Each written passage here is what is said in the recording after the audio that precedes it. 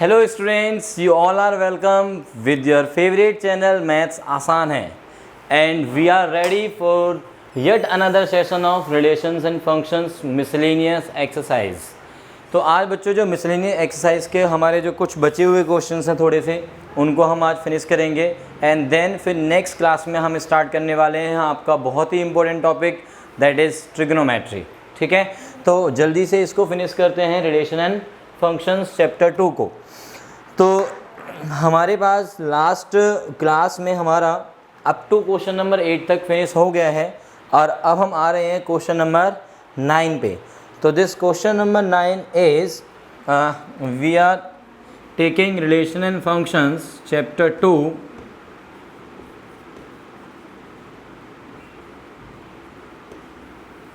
Chapter 2 miscellaneous exercise question number 9। This is your question number 9। तो question number 9 कहता है हमारा कि R be a relation from the natural numbers to natural numbers. R एक relation है natural number से natural numbers में, defined by R is equals to, ध्यान देंगे बेटा, रिलेशन आर में वो सभी पेयर्स हैं जिन पेयर्स में ए और बी हैं, such that a and b natural numbers हैं और ए की जो वैल्यू है वो दी हुई है इन्होंने b square, a equals to b square, a and b both are natural numbers. ठीक, अब वो क्या पूछ रहा है, are the following true. Okay, कुछ कंडीशंस दी हुई है, पूछ रहा है कि वो कंडीशंस ट्रू हैं नहीं है। तो पहली कंडीशन क्या है देखते हैं। First condition is a comma a belongs to R, ये मैं पूछ रहा है वो ट्रू है या फॉल्स है, for all a belongs to natural numbers. Okay, ध्यान देंगे, इसको हमें ये देखना है कि ये कंडीशन ट्रू है या फॉल्स है। सबसे पहले हम रिलेशन को समझते हैं, क्या मीनिंग है रिलेशन का। इस रिलेशन आर में वो सभी पेयर्स हैं ए कॉमा बी वाले सच दैट जो कि इस कंडीशन को सेटिस्फाई करते हैं, और सीधा सीधा बोला हुआ है कि ए और बी दोनों ही नेचुरल नंबर्स हैं। ठीक है, कंडीशन कैसी है कि जो ए नंबर होगा ना, यानी कि जो फर्स्ट कंपोनेंट होगा पेयर का, वो सेकंड कंपोनेंट बी का क्या होना चाहिए, स्क्वायर होना चाहिए।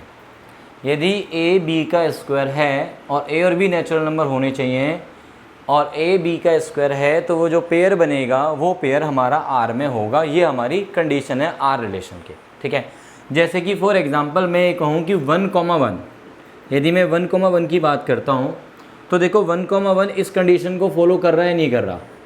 ये ए है हमारा, जो भी मैं पेयर लिखूँगा ना उसमें पहला कंपोनेंट ए है और सेकंड कंपोनेंट बी है। अब ये देखना होगा कि वो जो ए कॉमा बी में लिखूँगा वो हमारे आर में होगा या नहीं होगा, ये मुझे चेक करना है। ठीक है, तो ए कॉमा बी जो है वो इस आर में होगा या नहीं होगा देखते हैं। तो कंडीशन देखनी है, ए इक्वल्स टू बी स्क्वायर, ए हमारा 1, बी स्क्वायर इज ऑल्सो 1 आएगा 1 का स्क्वायर, तो ये ए इक्वल्स टू बी स्क्वायर वाली कंडीशन को सेटिस्फाई करेगा, तो ये वाला पेयर तो इसमें आएगा। ठीक है, बात समझ में आ रही है। अच्छा चलो ये बताओ मुझे, 2,2 पेयर, क्या ये वाला पेयर भी इसमें आएगा देखते हैं। तो दिस इज ए हेयर और दिस इज बी हेयर। ये जो ए है क्या ये बी का स्क्वायर है, क्या ये बात ट्रू है, तो ऑब्वियसली ट्रू नहीं है। इट मीन्स ये वाला जो पेयर होगा ये आर में नहीं होगा, जबकि ये वाला पेयर आर में था। ठीक है, उसने ये थोड़ी ना बोला कि ए और बी हम डिफरेंट ही लेंगे, ए और बी आप कोई भी नंबर ले सकते हो। अब फॉर एग्जांपल मैं ये बोलता हूँ कि 4,2। अच्छा ये बताओ 4,2, ये ए है मेरा और ये बी है, ये वाला जो ए है क्या वो बी का स्क्वायर है, तो यस ट्रू है ये बात। इसका मतलब ये वाला जो पेयर है वो आर में है। Are you getting? इसी तरह से 9,3 भी होगा। Are you getting? 3,9 की मैं बात करूं या 2,4 की मैं बात करता हूं, तो क्या ये पेयर्स आर में है? क्या ये जो ए है वो बी का स्क्वायर है? नहीं है। क्या ये जो ए है वो बी का स्क्वायर है? नहीं है। इट मीन्स ये वाला पेयर आर में नहीं है, ये वाला पेयर आर में नहीं है। तो आई थिंक अब आपको कंडीशन क्लियर हो गई होगी कि कौन से पेयर्स आर में होंगे और कौन से पेयर्स आर में नहीं होंगे, ये बात तो क्लियर है। तो चलिए अब हम फटाफट से अपने जो पार्ट्स हैं 1, 2, 3 उनको देख लेते हैं। तो पहला पार्ट कहता है कि a comma a pair R में है for all a belongs to natural number. इनकी नेचुरल नंबर में जो कौन कौन से ए होते हैं 1 2 3 एंड सो ऑन। 1 के लिए तो ये बात ट्रू है, 1,1 पेयर आर में आएगा, ये मैंने देखा था अभी। बट क्या ये कंडीशन ए इक्वल्स टू 2 के लिए भी ट्रू है? देखें 2,2 पेयर आर में है, नहीं है, ये मैंने पहले ही देख लिया था यहाँ पे। 3,3 आर में होगा, नहीं है। 4,4 नहीं है। इसका मतलब a pair belongs to R for all a belongs to natural numbers true नहीं है। और इसके लिए आप सिंपल सा एक एग्जांपल दे दो कि for a equals to 2 implies 2,2 pair, यानी कि a pair does not belongs to R because of 2 is not equals to 2 का स्क्वायर। तो हमारा आंसर हो गया है फॉल्स, लिखेंगे हम बिकॉज ऑफ दिस रीज़न। ठीक है, समझ में आया बच्चों? तो ये हो गया हमारा फर्स्ट पार्ट का आंसर। चलिए अब हम आते हैं सेकंड पार्ट पे। सेकंड पार्ट कहता है हमारा कि if a comma b belongs to R है, is this implies b comma a also belongs to R. क्या ये बात ट्रू है? तो देखो मैं इसको ए कह रहा हूँ और इसको बी कह देता हूँ, तो ये वाला जो ए कॉमा बी पेयर है वो आर में है। बट इसका जो बी कॉमा ए बनेगा, इसका जो बी कॉमा ए कौन बनेगा? इसका रिवर्स करो, 2,4 यहाँ पे लिखा हुआ था, ठीक है जी। ये वाला इसका बी कॉमा ए पेयर है, तो ये आर में नहीं है। क्यों नहीं है? उसका रीज़न पता ही है तुम्हें, क्योंकि ए जो है वो बी का स्क्वायर नहीं है। तो इसका मतलब क्या हुआ कि this condition is also false. तो सेकंड का आंसर क्या होगा? फॉल्स। फॉर एग्जाम्पल क्या दोगे आप? 4,2 आर में है, ए कॉमा बी आर में है, बट बी कॉमा ए यानी कि 2,4 आर में नहीं है। तो ये हो गया इसका रीज़न। ठीक है, अब हम आते हैं थर्ड पार्ट पे। और थर्ड पार्ट करने से पहले थोड़ा सा यहाँ से मैं हटा देता हूँ इसको सारे को। आर यू गेटिंग बच्चों? तो फर्स्ट और सेकंड पार्ट क्लियर हैं। थर्ड पार्ट पे आते हैं। A comma b and b comma c pairs R में हैं, ये दिया हुआ है। तो is this implies a comma c pair also belongs to R. Is this implies a comma c pair belongs to R. तो देखते हैं, ए कॉमा बी और बी कॉमा सी आर में होने चाहिए। सपोज़ करो मैं ये मान लेता हूँ कि ए की वैल्यू 16 है और बी की वैल्यू 4 है, तो ये वाला जो ए कॉमा बी पेयर है ये आर में होगा। क्यों होगा? ये आर में है, क्यों है? क्योंकि ये जो ए है ना वो बी का स्क्वायर है। सिमिलरली बी जो है वो सी का स्क्वायर है, बी जो है वो सी का स्क्वायर है यहाँ पे। मतलब ये वाला जो है बी कॉमा सी बोल दिया मैंने, ये भी आर में होगा। This also belongs to R because of इसका जो ए है, इस वाले का जो ए है वो इस वाले बी का स्क्वायर है। बट अब हम ये कहेंगे कि ये ए कॉमा बी, ये b comma c, a comma b and b comma c both belongs to R. ठीक है, ये वाली कंडीशन मैच कर गई। अब मुझे इसके बेसिस पे क्या देखना है? ए कॉमा सी आर में है या नहीं है। तो ए कॉमा सी कौन बना? 16,2 ए कॉमा सी, यही बना ना ए कॉमा सी। तो क्या ये आर में होगा या नहीं होगा वो चेक करें। देखो ये जो ए है वो क्या इस बी का स्क्वायर है? नहीं है ना, क्योंकि ये नहीं है तो इस वजह से ये भी आर में नहीं है। इट मीन्स थर्ड पार्ट के लिए आंसर क्या बनेगा? False because of this reason. Is this clear है बच्चों? समझ में आ रहा है ये? तो हमें यहाँ पे तीनों के तीनों जो केसेज हैं उनके लिए क्या मिला? आंसर फॉल्स मिला। और जब भी आप फॉल्स के फेवर में जाते हैं तो आपको एक एग्ज़ाम्पल ज़रूर देना है। ठीक है, ये जो आपकी तीनों पार्ट्स हैं, एक्चुअल में जब आप 12th में आएंगे तो इन तीनों पार्ट्स के लिए स्पेशली नाम दिए गए हैं। This is called reflexive, this is called symmetric and this is called transitive. ठीक है, तो वो हम 12th में डिस्कस करेंगे जब आप 12th में आ जाएंगे। तो अभी फ़िलहाल ये है कि ये तीनों के तीनों पार्ट्स ट्रू नहीं है। ठीक, now come to the next question. अब तो बहुत ही छोटे छोटे क्वेश्चन बचे हुए हैं आपके। Question number 10। आसान से हैं। यदि आपको ये चीज़ें समझ में आ गई हैं तो फिर इसके बाद वाले क्वेश्चंस में कुछ ऐसा है नहीं, आप कर ही लेंगे। बट स्टिल मैं करवा देता हूँ आपको ये सारे क्वेश्चंस। क्वेश्चन नंबर 10,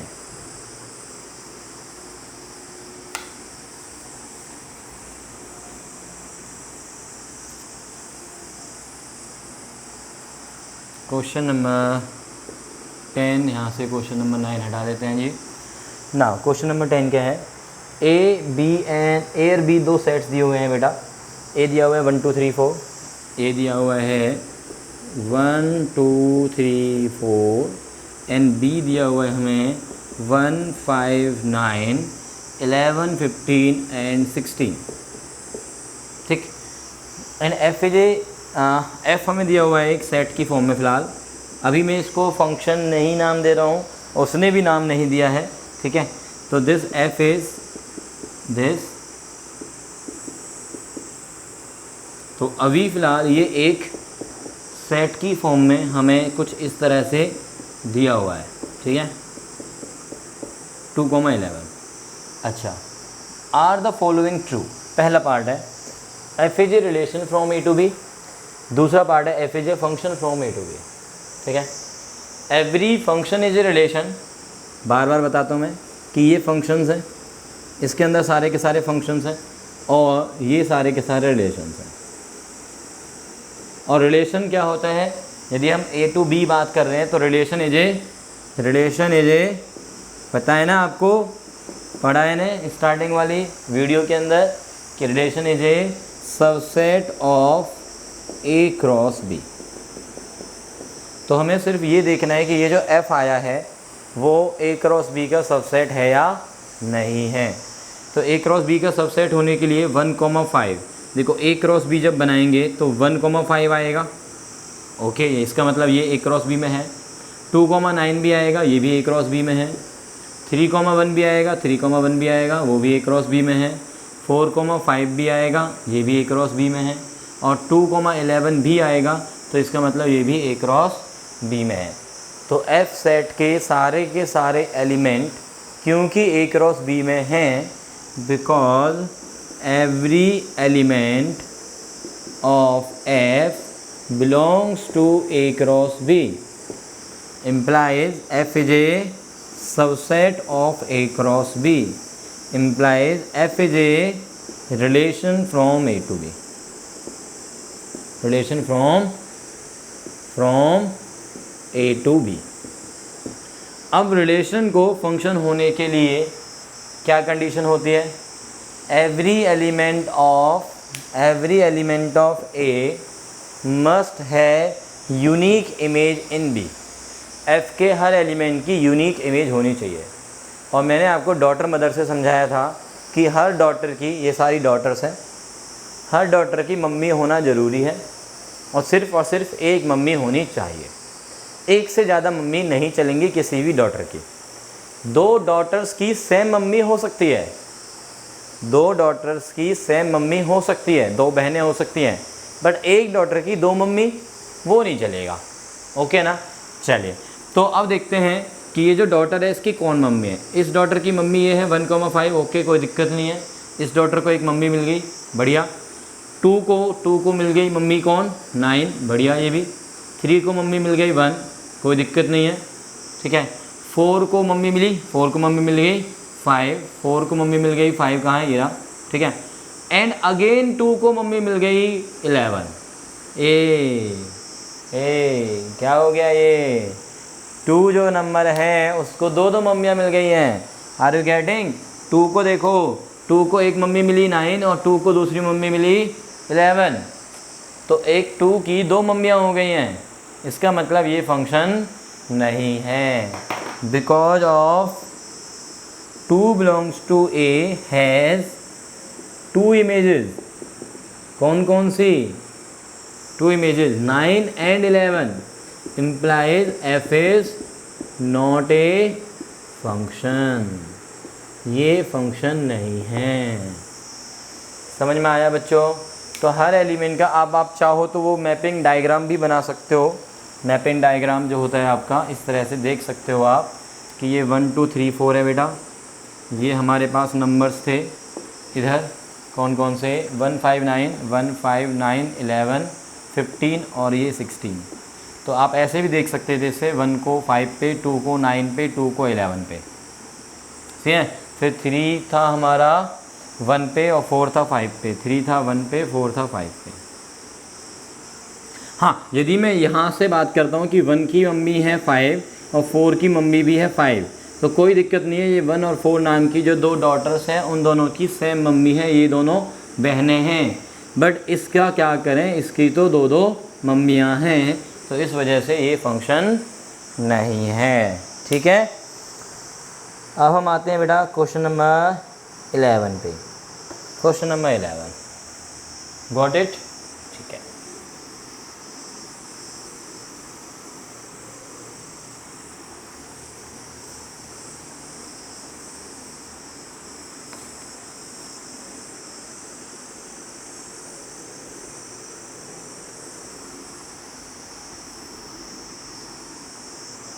हाँ जी, now come to question number 11।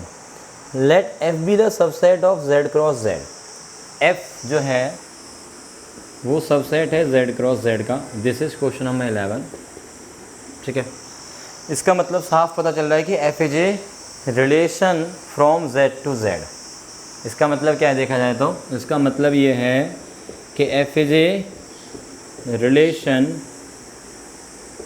From z to z, ठीक है ना। डिफाइंड बाय एफ में वो सभी पेयर्स हैं ए कॉमा बी टाइप। पहला एलिमेंट है ए इंटू बी टाइप, सॉरी पहला एलिमेंट है ए इंटू बी टाइप, एंड दूसरा जो एलिमेंट है उसका पेयर का वो है ए प्लस बी टाइप। मतलब ए इंटू बी की जो इमेज है वो है ए प्लस बी। अब ए और बी क्या बोले हुए हैं, ए और बी इंटीजर्स हैं, ए और बी इंटीजर्स हैं, ठीक है। तो बताना ये है कि क्योंकि ये रिलेशन तो है ही, तो बताना क्या है हमें कि क्या ये फंक्शन की कंडीशन को सेटिस्फाई कर रहा है। इज़ एफ अ फंक्शन, क्या एफ एक फंक्शन है। इज़ एफ अ फंक्शन, क्या एफ एक फंक्शन है, ये मुझे पता लगाना है। तो देखो इसमें सिचुएशन क्या है कि जो यहाँ पे एलिमेंट है उसको वो ए इंटू बी की फॉर्म में ले रहा है, और उस a इंटू बी की जो इमेज है वो क्या बोल रहा है, a प्लस बी है, और ये f है, ठीक है। ऐसा कुछ कह रहा है। तो अभी फ़िलहाल वो रिलेशन तो है ही, z क्रॉस z का सबसेट है। यहाँ पे भी z है, यहाँ पे भी z है, और a और b जो नंबर्स है वो भी z में है। देख रहे हो, a और b जो नंबर्स है वो भी हमारे इंटीजर्स हैं। तो अब ध्यान देंगे कि यदि मैं इसको a इंटू बी को सपोज करो मैं वैल्यू दे देता हूँ a इंटू बी को से 6, बट a इंटू बी 6 क्या होगा, कब होगा a इंटू बी 6, जब मैं कहूँ कि a की वैल्यू 3 है और b की वैल्यू 2 है। उल्टा कहोगे a 2 b 3 तो भी चलेगा, a 2 b 3 तो भी सेम ही बात रहेगी। तो दोनों ही केसेस में मुझे पता है तुम क्या सोच रहे हो, मैं अभी आता हूँ उस कॉन्सेप्ट पे कि अभी मैं फ़िलहाल बोलता हूँ कि जब a इंटू बी 6 है तो आपके पास a और b ये वाली चॉइस ले रहे हैं, तो ये तो हो गया a इंटू बी 6, उसकी इमेज क्या बनेगी a प्लस बी, दोनों ही केसेस में क्या बनेगी 5। तो 6 की जो इमेज है वो 5 है। कब, जब मैं 6 को ये कह रहा हूँ कि a 3 और b 2 ले लो, या a 2 और b 3 ले लो। बट जो आप सोच रहे थे, आई गॉट द पॉइंट कि a सर 6 और b 1 भी तो हो सकता है ना, या a 1 और b 6, बात सेम ले लो, इसको भी एक बात मान लो।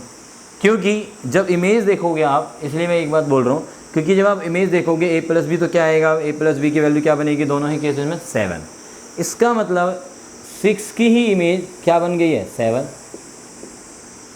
भाई 6 को आपने कैसे देखा, 3 इंटू 2, यहाँ पर 3 इंटू 2, तो उसकी इमेज है 3 प्लस 2, और इसे 6 इंटू 1 कहा, 6 इंटू 1 कहा, तो आपने देखा कि इसकी इमेज क्या आ रही है 7। इनफैक्ट यदि मैं इसको माइनस वाली फॉर्म में ले जाऊँ, माइनस वाली फॉर्म में, जैसे कि आप बोलना चाह रहे हो a -3 और b -2 भी तो हो सकता है सर, इंटीजर्स ही तो है, तो फिर भी ये 6 है, बट उसकी इमेज फिर से क्या बनेगी -5। मतलब 6 की और भी इमेज आ रही है, -5 भी आ रही है, ऐसे ही -7 भी आ जाएगी, -6 और -1 लेते हैं तो इसका मतलब एक ही डॉटर की आपको कितनी मम्मियाँ देखने को मिल रही हैं? 4 मम्मियाँ। एक बेटी की 4 मम्मियाँ देखने को मिल रही है यहाँ पे। इसका मतलब ये फंक्शन की कंडीशन को सेटिस्फाई नहीं कर रहा। Got the point? तो it means f is not a function. Because आप ये रीज़न दे सकते हैं कि if we take a into b 6 in the form of 3 into 2 और 6 इंटू 1 -3 -2, तो इन सभी फॉर्म्स में देख सकते हैं 6 को और उसकी ये इमेजेस मिल रही हैं। ठीक है, तो ये हो गया आपका question number 11। Now come to question number 12।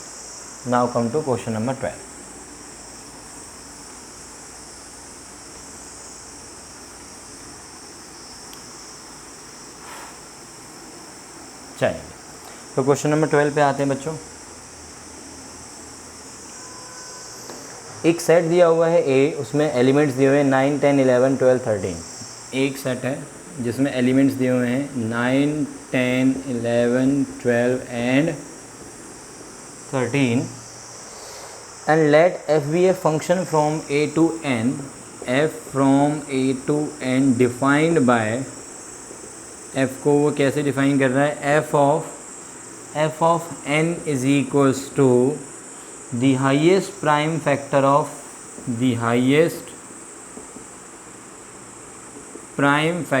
n.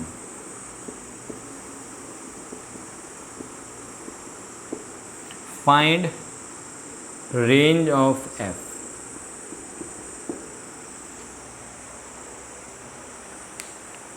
Domain वाला सेट कौन है? डोमेन वाला सेट A, और A सेट में सिर्फ और सिर्फ 5 ही एलिमेंट्स हैं, और कोई भी एलिमेंट की जो इमेज है, वो कैसे डिफाइंड है? देखो यहाँ पे f ऑफ n कहाँ से होगा? ऑब्वियसली डोमेन से होगा, यानी कि 9, 10, 11, 12, 13। तो f ऑफ n की वैल्यू क्या है? The highest prime factor of n। n के जो प्राइम फैक्टर्स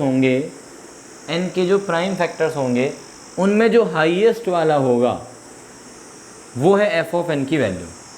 जैसे कि फॉर एग्जांपल यदि मैं f ऑफ 9 की बात करता हूँ, f ऑफ 9 क्या हम बात करेंगे? f ऑफ 9, तो आंसर क्या आएगा f ऑफ 9 का? The highest prime factor of 9, the highest prime factor of 9। अब देखो 9 का सबसे बड़ा प्राइम फैक्टर, 9 के प्राइम फैक्टर्स कौन कौन है? पहले ये सोचो, 9 के फैक्टर्स कौन कौन है? फैक्टर्स 1, 3, 9। प्राइम कौन कौन है? ओनली 3। प्राइम फैक्टर्स 9 के ओनली 3, तो हाईएस्ट वाला भी कौन हुआ? 3 तो रह गया। तो इसका मतलब इसकी वैल्यू क्या आई? 3। तो इसका मतलब f ऑफ 9 की वैल्यू 3 है, मतलब 3 किस में आ गया? रेंज में आ गया ना, मतलब 9 की जो इमेज है वो कौन है? 3 है, 9 की इमेज। सिमिलरली अब बताओ मुझे f ऑफ 10। यस, बता सकते हैं आप, वैल्यू डालेंगे the highest prime factor of 10। तो 10 के प्राइम फैक्टर्स 2 और 5, तो उनमें हाईएस्ट कौन हो गया? 5। f ऑफ 11, तो highest prime factor of 11 is 11, क्योंकि 11 खुद ही प्राइम है। ओके, f ऑफ 12 में फैक्टर्स देखने हैं, तो इसके फैक्टर्स देखा जाए तो 1 होता है, 2 भी होता है फैक्टर्स। प्राइम फैक्टर देखें, सीधा प्राइम फैक्टर देखते हैं तो 2, 3, 6 भी नहीं है, ओके 12 भी नहीं है, तो मतलब 2 और 3 बस। और 2 और 3 में हाईएस्ट कौन है? 3। 13 का प्राइम फैक्टर तो 13 ही बन जाएगा, प्राइम नंबर है ऑलरेडी। तो रेंज में कौन कौन से आइटम आ गए अपने? 3, 5, 11।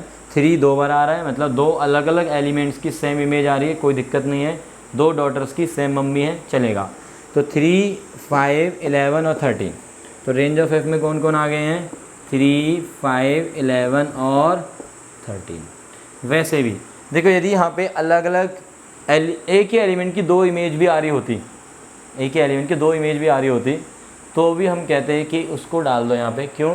क्योंकि हमें f को फंक्शन नाम नहीं दिया हुआ है, सिंपली इस तरह से डिफाइंड है, मतलब एक रिलेशन की फॉर्म में दे रहा है वो। यहाँ पे वाई द वे देखा जाए तो यहाँ पे तो फंक्शन भी है, क्योंकि हर एलिमेंट की एक यूनिक इमेज आ रही है।